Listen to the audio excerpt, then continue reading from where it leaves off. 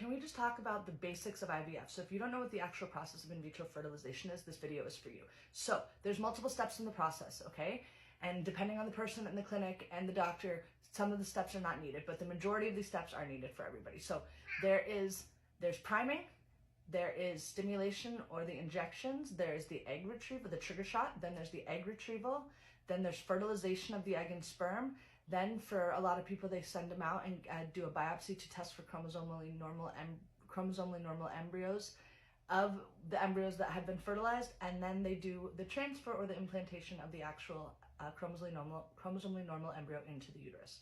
Okay, and then it has to stick for 9 months.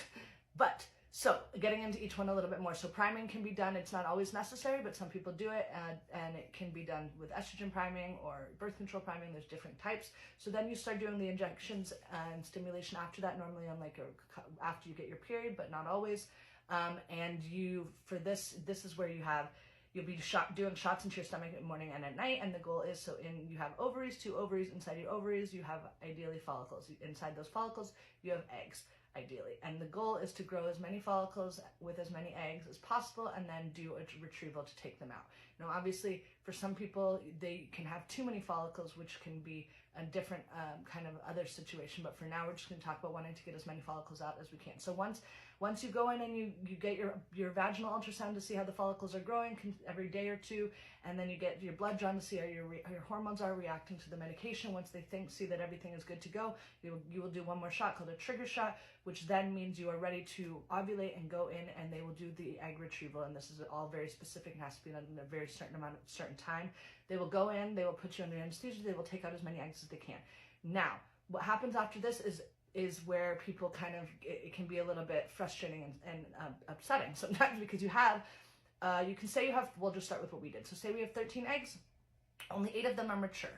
So that means from 8 to 13, then only 6 of them fertilized. So from 6, then we see how many of them actually make it to the blastocyst stage. So for us, only 2 made it to the blastocyst stage, which means only 2 were sent in, biopsied, which were sent into to get PGTA tested for chromosomally normal embryos.